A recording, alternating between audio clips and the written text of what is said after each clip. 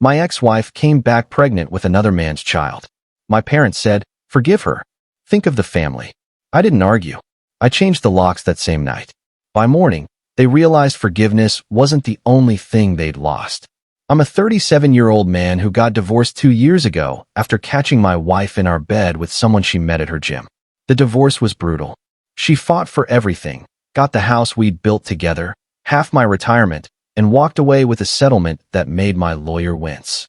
I rebuilt from scratch in a small apartment, working extra hours to cover the alimony and get my life back on track. 6 months ago, she stopped responding to my texts about finalizing some paperwork. Her social media went dark. I figured she'd moved on, maybe left the state. Good riddance. I focused on my life, started dating again, began sleeping through the night without wondering where she was or who she was with. Then last Tuesday, my mother called at 7 in the morning. "Your father and I need to speak with you. Tonight. It's important." "What's going on?" "We'll discuss it in person." I met them at their house after work. When I walked in, my ex-wife was sitting on their couch, 5 months pregnant. The room went silent. My father stood up, hands raised like he was calming a dangerous animal. "Before you say anything, just listen. What the hell is she doing here?" My mother's voice was soft, pleading. "She needs help. She made mistakes, but she's family. She's not my family anymore. She stopped being my family when she decided our marriage vows were optional." My ex-wife started crying. The same tears that used to work on me. "I know I hurt you. I know I don't deserve your forgiveness. But I'm in trouble. He left me when he found out about the baby. I have nowhere to go. That's not my problem." "The baby is innocent," my father said. "The baby has nothing to do with me." "We taught you better than this," my mother said. "We taught you about compassion, about forgiveness. You also taught me about self-respect, about not letting people use you." My ex-wife wiped her eyes. "I'm not trying to use you. I just need help getting back on my feet. Temporary. Until I figure things out. Figure things out somewhere else." My father stepped closer. "She's lost everything. The house is in foreclosure. She has no savings. She's carrying a child and has nowhere to live. Again, not my problem. Think of the family," my mother said. "I am thinking of my family. My future family. The one I'll build with someone who actually respects me. So you'll just let her be homeless? Pregnant and homeless." She had 9 months to figure this out. She chose not to tell me. Chose to wait until she was desperate. I'm not her backup plan. My ex-wife stood up. "Please. I'm begging you. I'll stay in the guest room. I won't bother you. Just until the baby comes." "No. Your mother and I think you should reconsider," my father said. "My mother and father can let her stay here if they're so concerned." "We don't have the space," my mother said quickly. "Then she should call a shelter. Or her gym buddy. Or literally anyone else who isn't her ex-husband." I left. Drove home. Sat in my car for 20 minutes trying to process what had just happened. They'd ambushed me. Set up an intervention to guilt me into taking responsibility for someone else's mess. My phone rang 3 times that night. My mother. My father. My ex-wife. I didn't answer. Around 11 p.m., my mother texted, "We raised you better than this. What you're doing is cruel and unforgivable. She's coming to stay with us until you come to your senses." I texted back, "Good. That's where she should be." Update 1. Wednesday morning, I woke up to 17 missed calls. All from my mother. I called her back during my lunch break. "What's going on?" "Your father and I talked about it. We've decided she can stay in your old room until she gets back on her feet." "Okay. That's all you have to say?" "Okay. What do you want me to say?" "That you'll help. That you'll do the right thing." "I am doing the right thing. I'm staying out of it." "She needs money. For doctor appointments. For baby things. She can get a job. She's 5 months pregnant. No one will hire her." "That's not my problem." "When did you become so heartless?" "When my wife decided to cheat on me, destroy our marriage, take everything I owned, and then show up pregnant with another man's baby expecting me to fix her problems. She made a mistake. She made choices. Multiple choices. Over many months. Those weren't mistakes. That was a pattern." My mother was quiet. Then, "Your father and I can't afford to support her long term. We're on fixed income. So let her stay a few weeks, and then she needs to figure it out." "A few weeks?" "She needs help until the baby comes. That's 4 months. 4 months of housing and feeding another adult. You can't afford that. Which is why we need you to contribute." "Absolutely not. Just until she gets back on her feet." "Mom, I love you, but no. I will not give $1 to support my ex-wife and her affair baby.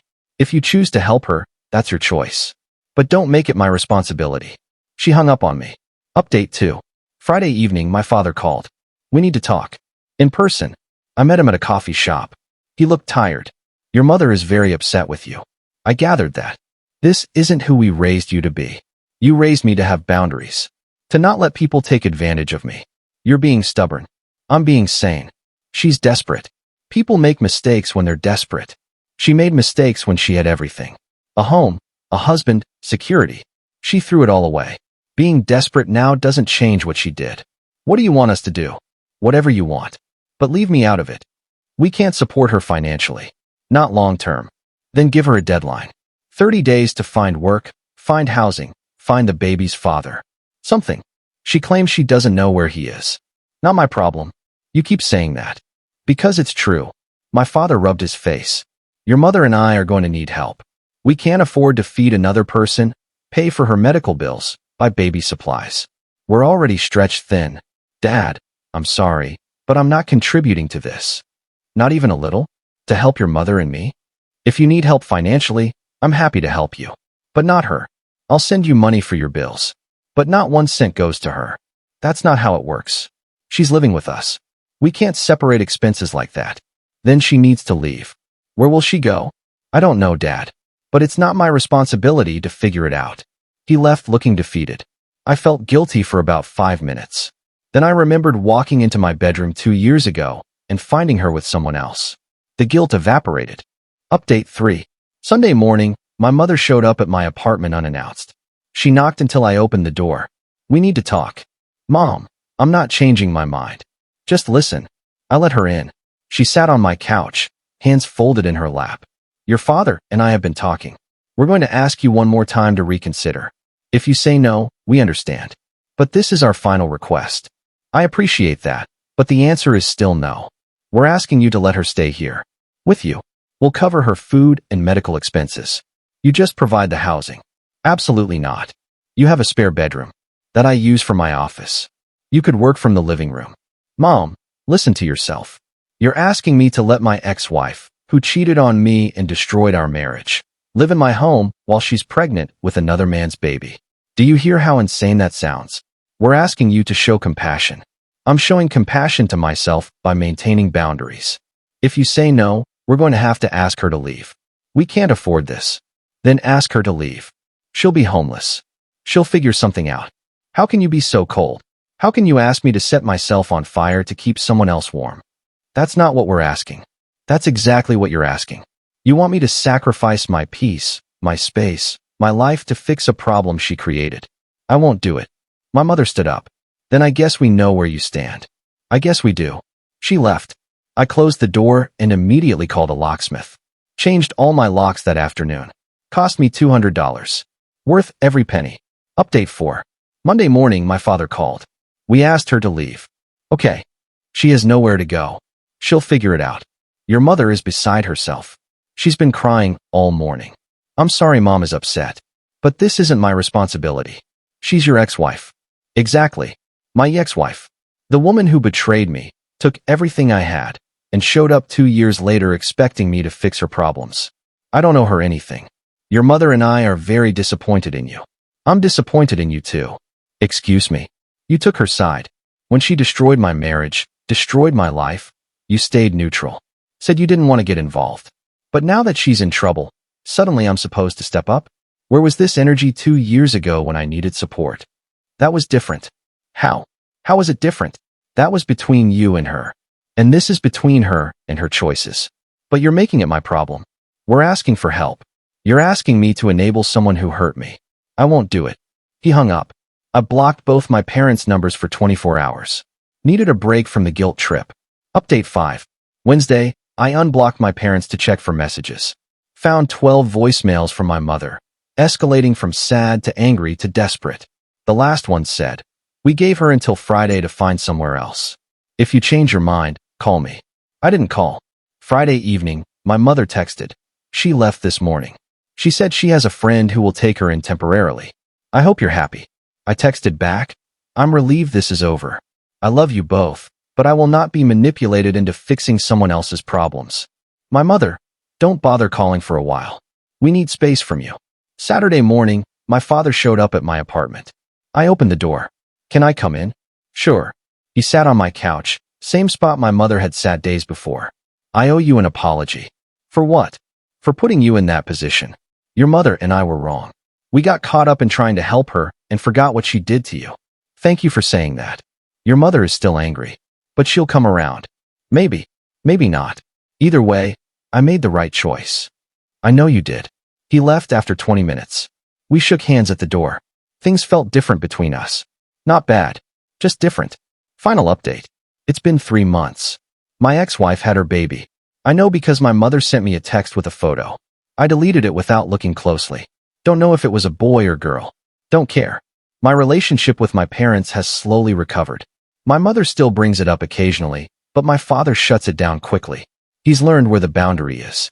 I heard through a mutual friend that my ex-wife is living with the baby's father again. They got back together a week after she left my parents' house. Apparently, he decided to step up once the baby was born. Good for them. Not my problem. Someone asked me last week if I felt guilty about how things went down. Honest answer? No. I felt guilty for about 48 hours. Then I realized I'd spent 2 years rebuilding my life from the ground up after she destroyed it. I wasn't about to let her tear it down again just because she made more bad choices. My parents learned an important lesson. Forgiveness doesn't mean accepting someone back into your life at your own expense. They wanted me to forgive her, to take her in, to sacrifice my peace for someone who'd shown me nothing but betrayal. When I refused, they realized they'd have to make a choice. Support their son who'd been wronged, or support the woman who wronged him. They chose wrong initially, but they eventually chose right. That's more than some parents would do. As for changing the locks, people think that was excessive, but I knew where this was headed.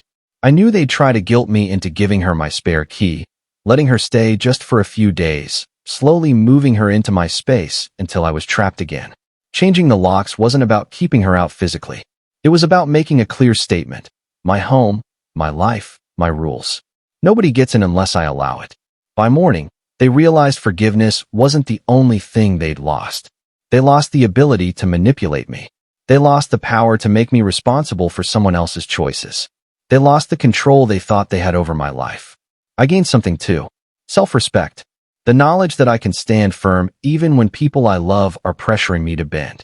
The understanding that loving yourself sometimes means disappointing others. My ex-wife is someone else's problem now. My parents learned where I stand. And I sleep better at night knowing I didn't sacrifice my peace for someone who'd already proven they didn't value me. That's the end of it. No dramatic finale. No reconciliation. Just boundaries enforced. Just self-respect maintained. Just a man who learned that being kind to yourself is more important than being convenient to others. Edit. A lot of people are asking if I feel bad about the baby. I don't. That baby has 2 parents. Neither of them are me. The baby will be fine or it won't, but either way, it's not my responsibility to ensure. I didn't create that situation. I don't have to fix it. Edit 2. For those saying I'm heartless, I survived a betrayal that broke me in ways I'm still recovering from. Protecting myself from further damage isn't heartless. It's survival. You can have compassion for someone's situation and still refuse to sacrifice yourself to fix it.